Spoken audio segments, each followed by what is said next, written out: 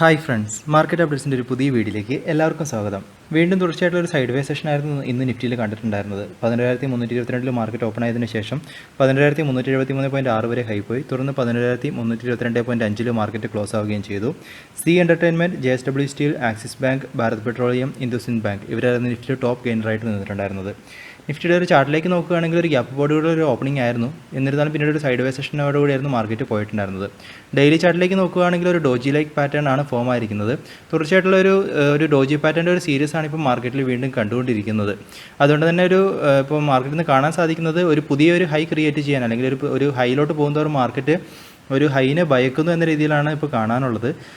അപ്പോൾ ഇന്നത്തെ ഒരു ഡോജി പാറ്റേൺ ശ്രദ്ധിക്കുകയാണെങ്കിൽ ഇതിനു മുമ്പ് നമ്മൾ പറഞ്ഞ ആ ഒരു റെസിസ്റ്റൻസ് 17,340 ബ്രേക്ക് ചെയ്തിട്ടുണ്ടായിരുന്നു. ഇന്ന് 17,370 മുകളിൽ വരെ മാർക്കറ്റ് പോയിട്ടുണ്ടായിരുന്നു. എന്നിരുന്നാലും അതിന് ബ്രേക്ക് ചെയ്ത് എൻഡ് ആകാൻ മാർക്കറ്റിന് സാധിച്ചിട്ടുണ്ടായിരുന്നില്ല. വീണ്ടും ഒരു പ്രോഫിറ്റ് ബുക്കിംഗ് ആയിരുന്നു എന്ന് കണ്ടിട്ടുണ്ടായിരുന്നു. അതായത് ഒരു ഹൈയിലോട്ട് പോകുന്നതോറും ഇൻവെസ്റ്റേഴ്സ് എല്ലാവരും ഒരു പ്രോഫിറ്റ് ബുക്കിംഗ് എടുത്ത് മാറി നിൽക്കുക എന്ന രീതിയിലൊരു പ്രവണതയാണ് കാണുന്നത്. എന്നിരുന്നാലും ഒരു ഷോർട്ട് ടൈം ട്രെൻഡൊക്കെ നോക്കുകയാണെങ്കിൽ ഒരു ബുള്ളിഷ് ആയിട്ടുള്ളൊരു ട്രെൻഡാണ്. എന്നിരുന്നാലും അതിൻ്റെ ആ ഒരു വേഗം കുറയുന്ന രീതിയിലാണ് ഇപ്പോൾ കാണാനുള്ളത്. അതുകൊണ്ട് തന്നെ നിങ്ങളൊന്ന് ഈ ഒരു ലെവലിനെയും അതുപോലെ തന്നെ ഈ സമയത്തുള്ള മാർക്കറ്റുകളൊക്കെ ഒന്ന് കൂടുതൽ ശ്രദ്ധയോടെ വാച്ച് ചെയ്യുക. അപ്പോൾ അതിൻ്റെ ഒരു മൂവും കാര്യങ്ങളും, കാരണം നമുക്കിപ്പോഴും ഒരു ഇൻഡിസിറ്റീവ് ആയിട്ടുള്ള രീതിയിലാണ്. ബുള്ളിഷ് ആണെങ്കിലും നമുക്കൊരു ഡയറക്ഷൻ തരുന്ന രീതിയിലുള്ള ഒരു ബുള്ളിഷാണ് നമുക്ക് പറയാനായിട്ടില്ല. അതുകൊണ്ട് തന്നെ ഇൻഡിസിറ്റീവ് ആയിട്ടുള്ള രീതിയിൽ തന്നെയാണ് നിലനിൽക്കുന്നത്. അതുകൊണ്ട് തന്നെ നിങ്ങളൊന്ന് കൂടുതലും കോഷ്യസ് ആയിട്ടൊന്ന് വാച്ച് ചെയ്തുകൊണ്ടിരിക്കുക മാർക്കറ്റിനെ. ഇനി അടുത്തായിട്ട് നമ്മൾ ഇന്നത്തെ ഒരു ഗ്ലോബൽ മാർക്കറ്റ് നോക്കുകയാണെങ്കിൽ US മാർക്കറ്റിൽ നാസ്ഡാക്ക് ഇന്നലെ ഒരു 42 പോയിൻറ്റ്സ് ഡൗണിലാണ് ട്രേഡ് എൻഡായിരിക്കുന്നത്. ഇനിയിപ്പോൾ US മാർക്കറ്റിനെ സംബന്ധിച്ചിടത്തോളം പ്രധാനമായിട്ടും ആ ഒരു സ്റ്റിമുലസ് ഹോപ്പാണ് ഇപ്പോൾ ഡ്രൈവ് ചെയ്യുന്നത്. അപ്പോൾ അതുകൊണ്ട് തന്നെ അതിനെക്കുറിച്ചുള്ള ന്യൂസുകളെല്ലാം ശ്രദ്ധിച്ചുകൊണ്ടിരിക്കുക, കാരണം അത് കൂടുതൽ ഡിലേ ആകുന്ന ന്യൂസുകളാണ് ഇപ്പോൾ കണ്ടുകൊണ്ടിരിക്കുന്നത്. ഇനി അടുത്തായിട്ട് യൂറോപ്യൻ മാർക്കറ്റ് നോക്കുമ്പോൾ ഇന്നെല്ലാം തന്നെ നല്ലൊരു ഗെയിനോട് കൂടിയാണ് ട്രേഡ് ആയിക്കൊണ്ടിരിക്കുന്നത്. 2% ഗെയിനാണ് ഇന്നെല്ലാം മാർക്കറ്റിലും കണ്ടുകൊണ്ടിരിക്കുന്നത്. ഇനി ഏഷ്യൻ മാർക്കറ്റിലൊരു മിക്സഡ് ട്രെൻഡാണ് കണ്ടുകൊണ്ടിരിക്കുന്നത്. SGX നിഫ്റ്റി 9 പോയിൻറ്റ്സ് ഗെയിനോടുകൂടി ട്രേഡ് ആവുന്നു. ഗോൾഡിൻ്റെ പ്രൈസിൽ ഇന്നും ഒരു ഇടിവാണ് കണ്ടിരിക്കുന്നത്. അതുപോലെ തന്നെ രൂപയുടെ മൂല്യം നോക്കുകയാണെങ്കിൽ ഡോളറിന് അഗൻസ്റ്റായിട്ട് നല്ലൊരു തിരിച്ചുവരവെന്ന് കാഴ്ചവെച്ചിട്ടുണ്ടായിരുന്നു. 12 പൈസ ഉയർന്ന് 74.77 ഇന്ന് രൂപയുടെ മൂല്യം ട്രേഡ് ഉണ്ടായിരിക്കുന്നത്. ഇനി ഇൻസ്റ്റിറ്റ്യൂഷൻ ആക്ടിവിറ്റിയിലേക്ക് വരുമ്പോൾ FIIൻ്റെ ഭാഗത്തുനിന്ന് ഇന്നലെയും ഇന്നും തുടർച്ചയായിട്ട് ഒരു നെറ്റ് പർച്ചേസാണ് കാണാനുള്ളത്. ഇന്ന് ഒരു 1,013 കോടിയുടെ ഒരു നെറ്റ് പർച്ചേസ് ഉണ്ടായിരുന്നു ക്യാഷ് മാർക്കറ്റിൽ. അടുത്തായിട്ട് ഡൊമസ്റ്റിക് ഇൻസ്റ്റിറ്റ്യൂഷൻ്റെ ആക്ടിവിറ്റി നോക്കുകയാണെങ്കിൽ അവരുടെ ഭാഗത്തുനിന്ന് തുടർച്ചയായിട്ടുള്ള ഒരു വിത്ഡ്രോവലാണ് ക്യാഷ് മാർക്കറ്റിൽ കാണുന്നത്. ഈ ഒരു മാസം മുഴുവൻ എടുത്ത് നോക്കുകയാണെങ്കിൽ ഒരു നെറ്റ് വിത്ഡ്രോവലാണ് അവരുടെ ഭാഗത്തുനിന്ന് കണ്ടുകൊണ്ടിരിക്കുന്നത്. ഇന്ന് 1,415 കോടിയുടെ ഒരു നെറ്റ് വിത്ഡ്രോവൽ അവരുടെ ഭാഗത്തുനിന്ന് ഉണ്ടായിരിക്കുന്നു. അടുത്തായിട്ട് ഹൈ വോളിയത്തിലുള്ള സ്റ്റോക്കുകൾ നോക്കുകയാണെങ്കിൽ ലാർജ് ക്യാപ്പിൽ Jindal Steel and Power, JSW Steel, Motherson, Sumi, Siemens, ITC. അതുപോലെ തന്നെ നിങ്ങൾ മിഡ് ക്യാപ്പിലും സ്മോൾ ക്യാപ്പിലുള്ള സ്റ്റോക്കുകളൊക്കെ ഒന്ന് അനലൈസ് ചെയ്യുക, അതിൻ്റെ ചാർട്ടും പാറ്റേണും എല്ലാം. അപ്പോൾ നമുക്കൊരു ട്രേഡിങ്ങിലുള്ള പോസിബിലിറ്റി നമുക്ക് ഈ ഒരു സ്റ്റോക്കുകളിൽ കണ്ടെത്താൻ സാധിക്കുന്നതാണ്. അതിൽ തന്നെ കുറച്ച് സ്റ്റോക്കുകൾ എടുക്കുകയാണെങ്കിൽ ITCയിൽ വീണ്ടും അതിൻ്റെ ഒരു പ്രീവിയസ് ഹൈയിലോട്ട് റീച്ച് ആയിക്കൊണ്ടിരിക്കുകയാണ്. ഒരു ബുള്ളിഷ് ആയിട്ടുള്ള ഒരു സിഗ്നലാണ് കഴിഞ്ഞ ദിവസങ്ങളെല്ലാം തന്നെ കണ്ടുകൊണ്ടിരിക്കുന്നത്. അതുകൊണ്ട് തന്നെ നിങ്ങൾ ഈ ഒരു സ്റ്റോക്കിനെ ഒന്ന് ട്രാക്ക് ചെയ്യുക. അപ്പോൾ ഈ ഒരു പ്രീവിയസ് ഹൈനെ, അതായത് അടുത്തൊരു ഹൈനെ 209 ബ്രേക്ക് ചെയ്യുകയാണെങ്കിൽ വീണ്ടും ഒരു അപ്ട്രെൻഡിനുള്ള ചാൻസസ് ഈ ഒരു സ്റ്റോക്കിൽ നിലനിൽക്കുന്നുണ്ട്. അടുത്തായിട്ട് ICICI ബാങ്കിൻ്റെ ഒരു ചാർട്ട് പാറ്റേൺ, ഡെയിലി ചാർട്ടിൻ്റെ ഒരു പാറ്റേൺ നോക്കുകയാണെങ്കിൽ ഒരു റേഞ്ച് ബൗണ്ടറിയുടെ ഒരു സെഷനാണ് കഴിഞ്ഞ കുറേ ദിവസങ്ങളായിട്ട് കഴിഞ്ഞ 2 മാസമായിട്ട് കണ്ടുകൊണ്ടിരിക്കുന്നത്. ആ ഒരു ഹൈയിൽ ലോയിന് ഉള്ളിൽ തന്നെയുള്ള ഒരു മാർക്കറ്റിങ്ങിന് ട്രേഡ് ആയിക്കൊണ്ടിരിക്കുന്നു. അപ്പോൾ നിങ്ങൾ ഈ ഒരു സ്റ്റോക്കിൽ നിന്ന് ട്രാക്ക് ചെയ്യുക. അപ്പോൾ ഒരു സ്വിംഗ് ട്രേഡിങ്ങിനുള്ള അല്ലെങ്കിൽ ഷോർട്ട് ടൈം ട്രേഡിങ്ങിനുള്ള പോസിബിലിറ്റീസ് ഒക്കെ ഈ ഒരു സ്റ്റോക്കിൽ കാണുന്ന പോലെയുണ്ട്. അപ്പോൾ നിങ്ങൾ ഇതിൻ്റെ ഒരു ചാർട്ട് പാറ്റേൺ ഒന്ന് വാച്ച് ചെയ്ത് നിങ്ങളൊന്ന് അനലൈസ് ചെയ്യുക. അപ്പോൾ അതിൻ്റെ ഒരു എൻട്രി പോയിൻറ്റ്, എക്സിറ്റ് പോയിൻ്റ് ഒക്കെ നിങ്ങൾക്കൊന്ന് സപ്പോർട്ടിൽ അല്ലെങ്കിൽ റെസിസ്റ്റൻസിലൊക്കെ എത്തുന്ന രീതിയിൽ നിങ്ങളൊന്ന് അതിനൊന്ന് അനലൈസ് ചെയ്യുക. ഇനി അടുത്തതായിട്ട് മദേഴ്സൺ സുമിയുടെ ഒരു ചാർട്ട് നോക്കുകയാണെങ്കിൽ അവരുടെയും ഇന്നൊരു ബ്രേക്ക് ഔട്ട് നടന്നിട്ടുണ്ട് പ്രീവിയസ് ഹൈയിൽ നിന്ന്. അപ്പോൾ നിങ്ങളൊരു ട്രേഡിംഗ് പോസിബിലിറ്റി ഈ ഒരു സ്റ്റോക്കിലും വരും ദിവസങ്ങളിൽ കാണുന്നുണ്ടോ എന്നൊന്ന് ശ്രദ്ധിക്കുന്നത് നല്ലതായിരിക്കും.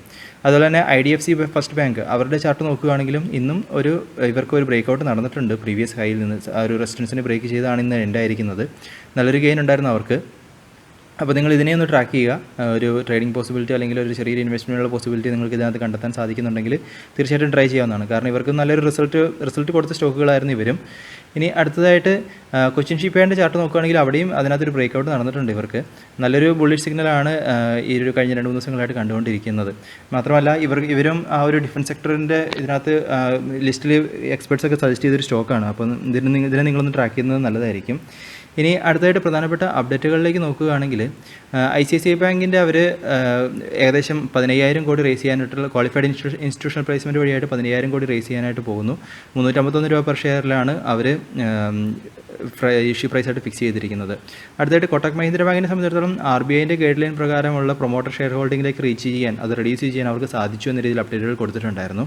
അടുത്തായിട്ട് ആക്സിസ് ബാങ്കിന് വരുമ്പോൾ അവർ 10,000 കോടി റേസ് ചെയ്യാനുള്ളൊരു ക്വാളിഫൈഡ് ഇൻസ്റ്റിറ്റ്യൂഷണൽ പ്ലേസ്മെൻറ്റ് വഴിയായിട്ട് റേസ് ചെയ്യാൻ പോകുന്നുണ്ടായിരുന്നു. അപ്പോൾ അത് ആ ഒരു QIP വിൻഡോ അവർ ക്ലോസ് ചെയ്തിരിക്കുന്നു. 420 രൂപ പെർ ഷെയറിലായിരുന്നു അവർ QIP ഇഷ്യൂ പ്രൈസായിട്ട് ഫിക്സ് ചെയ്തിട്ടുണ്ടായിരുന്നത്. അതുപോലെ തന്നെ HDFCനെ സംബന്ധിച്ചിടത്തോളം നോക്കുകയാണെങ്കിൽ അവരും 10,000 കോടി QIP വഴിയായിട്ട് റേസ് ചെയ്യാൻ പ്ലാൻ ഉണ്ടായിരുന്നു. അപ്പോൾ അത് അവർ റേസ് ചെയ്തു എന്ന രീതിയിലാണ് അവർ കാണിച്ചിരിക്കുന്നത്.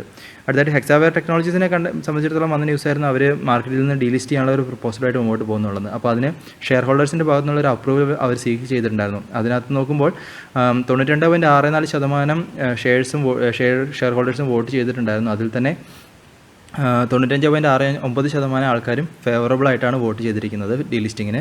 അതുകൊണ്ട് തന്നെ ഷെയർ ഹോൾഡേഴ്സിൻ്റെ ഭാഗത്ത് ഒരു അപ്രൂവൽ കിട്ടിയെന്ന രീതിയിലാണ് അപ്ഡേറ്റുകളിൽ കാണിച്ചിരിക്കുന്നത്. അടുത്തായിട്ട് ഇൻഡിഗോനെ സംബന്ധിച്ചിടത്തോളം അവർ ഏകദേശം 4,000 കോടി QIP വഴിയായിട്ട് റേസ് ചെയ്യാൻ പോകുന്നു എന്ന അപ്ഡേറ്റുകൾ കൊടുത്തിട്ടുണ്ടായിരുന്നു. ഇനി അടുത്തതായിട്ട് ഈ ഒരു സമയത്ത് നമ്മൾ കണ്ട ന്യൂസായിരുന്നു ഡിഫൻസ് മിനിസ്റ്റർ ഏകദേശം 101 സാമഗ്രികൾ, ഡിഫൻസ് സാമഗ്രികൾ ഇന്ത്യയിൽ തന്നെ നിർമ്മിക്കാൻ പോകുന്നു എന്ന രീതിയിലൊരു അപ്ഡേറ്റുകൾ.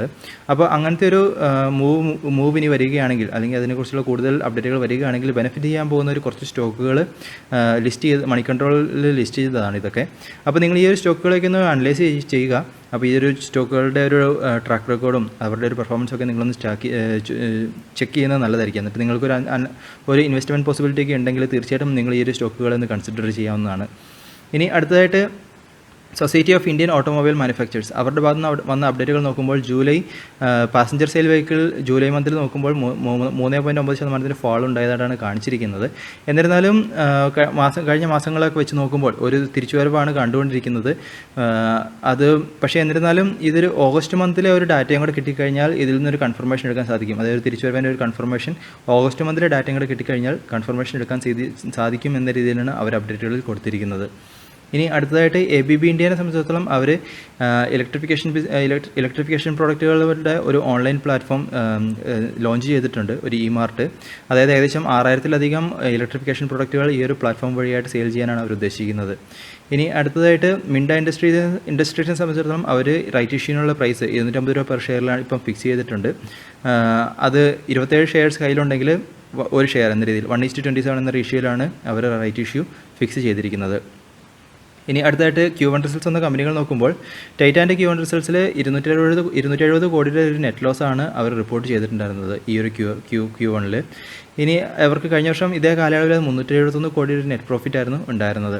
അതുപോലെ തന്നെ റവന്യൂ നോക്കുകയാണെങ്കിലും 62% ഒരു ഡിക്ലൈൻ അവർക്ക് ഉണ്ടായിട്ടുണ്ടായിരുന്നു. തുടർന്ന് ഇന്ന് ഈ സ്റ്റോക്ക് ഒരു ഡൗൺ ട്രെൻഡിലായിരുന്നു പോയിട്ടുണ്ടായിരുന്നത്. എന്നിരുന്നാലും മോത്തിലാൽ ഒസ്വാൽ ഇവർക്കൊരു ബൈ ടാർഗറ്റാണ് കൊടുത്തിരിക്കുന്നത്. 1,300 രൂപ ടാർഗറ്റ് പ്രൈസായിട്ട് ഫിക്സ് ചെയ്തിട്ടുമുണ്ട്. ഇനി അടുത്തായിട്ട് ബജാജ് ഇലക്ട്രിക്കൽസിനെ സംബന്ധിച്ചിടത്തോളം റവന്യൂവിൽ 53.2% ഡിക്ലൈനും അതുപോലെ തന്നെ 15.9 കോടിയുടെ ഒരു നെറ്റ് ലോസും ആണ് ഈ ഒരു ക്വാർട്ടറിൽ റിപ്പോർട്ട് ചെയ്തിരിക്കുന്നത്. അടുത്തായിട്ട് ബോഷിലേക്ക് വരുമ്പോൾ റവന്യൂവിൽ 64% ഡിക്ലൈനും 120.5 കോടിയുടെ ഒരു നെറ്റ് ലോസും ഈ ഒരു ക്വാർട്ടറിൽ അവർ റിപ്പോർട്ട് ചെയ്തിട്ടുണ്ടായിരുന്നു. അവർക്ക് കഴിഞ്ഞ വർഷം ഇത് 280 കോടിയുടെ ഒരു നെറ്റ് പ്രോഫിറ്റ് ആയിരുന്നു ഉണ്ടായിരുന്നത്. അടുത്തായിട്ട് മദേഴ്സൺ സുമിയുടെ റിസൾട്ട്സ് നോക്കുമ്പോൾ അവർ 1,195 കോടിയുടെ ഒരു നെറ്റ് ലോസ് ആണ് ഈ ഒരു ക്വാർട്ടറിൽ റിപ്പോർട്ട് ചെയ്തിരിക്കുന്നത്. പ്രധാനമായിട്ടും കൊറോണയുടെ ഇമ്പാക്റ്റുകളും ലോക്ക്ഡൗണൊക്കെയാണ് അവർ കാരണങ്ങളായിട്ട് ചൂണ്ടിക്കാണിച്ചിരിക്കുന്നത്. അതുപോലെ തന്നെ അവരുടെ ഒരു കഴിഞ്ഞ വർഷം ഇതേ കാലയളവിൽ നോക്കുമ്പോൾ 360 കോടിയുടെ നെറ്റ് പ്രോഫിറ്റ് ആയിരുന്നു ഉണ്ടായിരുന്നത്. റവന്യൂവിൽ നോക്കുമ്പോൾ 49.49% ഡിക്ലൈൻ ഉണ്ടായതായിട്ടാണ് കാണിച്ചിരിക്കുന്നത്.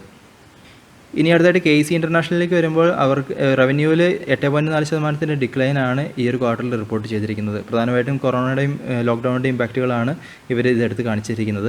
എന്നിരുന്നാലും മെയ്യിലേക്കും ജൂണിലേക്കൊക്കെ നോക്കുമ്പോൾ ഓരോ മന്ത് വൈസ് നോക്കുമ്പോൾ കഴിഞ്ഞ വർഷത്തെ കാലയളവിനെ അപേക്ഷിച്ച് ഒരു ബെറ്റർ ആയിട്ടുള്ള ഒരു നമ്പേഴ്സ് അവർക്ക് കാണിക്കാൻ സാധിക്കുന്നുണ്ടെന്നാണ് അവരുടെ അപ്ഡേറ്റുകളിൽ കൊടുത്തിരിക്കുന്നത്. അടുത്തായിട്ട് അശോക ബിൽഡ്കോണിൻ്റെ Q1 റിസൾട്ട്സ് നോക്കുമ്പോൾ അവർക്ക് 6.8% വർധനവാണ് നെറ്റ് പ്രോഫിറ്റിൽ ഉണ്ടായിരിക്കുന്നത്. അതുപോലെ തന്നെ റവന്യൂവിൽ 34.7% ഡിക്ലൈൻ ഉണ്ടായതായിട്ടും കാണിച്ചിരിക്കുന്നു. ഇനി അതുപോലെ തന്നെ VST ട്രില്ലേഴ്സിലേക്ക് വരുമ്പോൾ അവർ 48% വർധനവാണ് നെറ്റ് പ്രോഫിറ്റിൽ ഉണ്ടായിരിക്കുന്നത്. റവന്യൂ നോക്കുമ്പോൾ 4.7% വർധനവ് ഉണ്ടായതായിട്ടാണ് കാണിച്ചിരിക്കുന്നത്. ഇനി GE പവറിലേക്ക് വരുമ്പോൾ അവർ 18 കോടിയുടെ നെറ്റ് ലോസാണ് ഈ ഒരു ക്വാർട്ടറിൽ റിപ്പോർട്ട് ചെയ്തിരിക്കുന്നത്. എന്നിരുന്നാലും റവന്യൂവിൽ 0.8% വർധനവ് ഉണ്ടാക്കാൻ കഴിഞ്ഞു എന്ന രീതിയിലാണ് അപ്ഡേറ്റുകളിൽ കൊടുത്തിരിക്കുന്നത്. റൈറ്റ്സിലേക്ക് വരുമ്പോൾ 36.3% ഡിക്ലൈനാണ് നെറ്റ് പ്രോഫിറ്റ് ഉണ്ടായിരിക്കുന്നത്. റവന്യൂവിലേക്ക് വരുമ്പോൾ 37.6% ഡിക്ലൈനും അവർക്കുണ്ടായിരിക്കുന്നു. ഇനി JSW സ്റ്റീലിലേക്ക് വരുമ്പോൾ അവർ ക്രൂഡ് സ്റ്റീൽ പ്രൊഡക്ഷൻ ജൂലൈയിൽ 9% കഴിഞ്ഞ 9% കൂടുതൽ പ്രൊഡക്ഷൻ കൊണ്ടുവരാൻ സാധിച്ചു എന്ന് കാണിച്ചിട്ടുണ്ട്. അതുമാത്രമല്ല യൂട്ടിലൈസേഷൻ നോക്കുമ്പോൾ 83% യൂട്ടിലൈസേഷനിലേക്ക്, ജൂൺ നോക്കുമ്പോൾ 76% ജൂലൈയിലായപ്പോഴത്തേക്കും 83% യൂട്ടിലൈസേഷനിലേക്ക് എത്താൻ സാധിച്ചു എന്ന രീതിയിലാണ് കാണിച്ചിരിക്കുന്നത്. മാത്രമല്ല ഈ ഒരു സ്റ്റോക്ക് നോക്കുകയാണെങ്കിൽ കഴിഞ്ഞ ഒരു 6-7 ദിവസങ്ങളായിട്ട് കണ്ടിന്യൂസ് ആയിട്ടുള്ള ഒരു അപ് ട്രെൻഡിലാണ് ഈ ഒരു സ്റ്റോക്ക് വന്നുകൊണ്ടിരിക്കുന്നത്. അപ്പോൾ തീർച്ചയായിട്ടും നിങ്ങൾ ഈ ഒരു സ്റ്റോക്കിനെ ട്രാക്ക് ചെയ്യുക. അതുപോലെ തന്നെ ജിൻഡാൽ സ്റ്റീൽ ആൻഡ് പവർ, അതും അതുപോലെ തന്നെ ദീപക് ഫെർട്ടിലൈസേഴ്സ്, ഈ ഒരു സ്റ്റോക്കുകളൊക്കെ നോക്കുകയാണെങ്കിൽ ഇവരും ഒരു ബുള്ളിഷ് ട്രെൻഡിലാണ് കാണുന്നത്. ദീപക് ഫെർട്ടിലൈസേഴ്സ്, വോൾട്ടാസ്, അതുപോലെ തന്നെ ജിൻഡാൽ സ്റ്റീൽ ആൻഡ് പവർ. അപ്പോൾ ഈ ഒരു സ്റ്റോക്കുകളും നിങ്ങളൊന്ന് ട്രാക്ക് ചെയ്യുക. ഇനി അടുത്തതായിട്ട് PVRനെ സംബന്ധിച്ചിടത്തോളം അവർ റൈറ്റ് ഇഷ്യൂ വഴിയായിട്ട് ഫണ്ട് റേസ് ചെയ്യാനുള്ള പ്ലാൻ ഉണ്ടായിരുന്നു, ഏകദേശം 300 കോടി. അത് ജൂലൈ 17 മുതൽ 31 വരെയായിരുന്നു ഒരു വിൻഡോ അവർ കൊടുത്തിരുന്നത്. അപ്പോൾ ആ ഒരു വിൻഡോ ക്ലോസ് ചെയ്തിട്ടുണ്ടായിരുന്നു. അതിൽ നിന്ന് വന്ന അപ്ഡേറ്റുകൾ നോക്കുമ്പോൾ 2.24% മടങ്ങിലധികം ഓവർ സബ്സ്ക്രിപ്ഷൻ അവർക്ക് ഈ ഒരു റൈറ്റ് ഇഷ്യൂയിൽ ഉണ്ടായി എന്ന രീതിയിലാണ് കാണിച്ചിരിക്കുന്നത്. അപ്പോൾ അവരുടെ വളരെ സക്സസ്ഫുൾ ആയിട്ടുള്ള ഒരു റൈറ്റ് ഇഷ്യൂ ആയിരുന്നു ഇത്. അപ്പോൾ ഇതൊക്കെയാണ് ഇന്നത്തെ പ്രധാനപ്പെട്ട അപ്ഡേറ്റുകൾ. അപ്പോൾ നിങ്ങളും ഈ ഒരു ന്യൂസുകളൊക്കെ ഒന്ന് ട്രാക്ക് ചെയ്യുക. അപ്പോൾ നിങ്ങൾ കണ്ടെത്തുന്ന കാര്യങ്ങളൊക്കെ നിങ്ങൾ കമൻറ്റ് വഴിയായിട്ട് അറിയിക്കുക. പുതിയ അപ്ഡേറ്റുകളായിട്ട് നമുക്ക് വീണ്ടും കാണാം. അതുവരെ this is Tony signing off.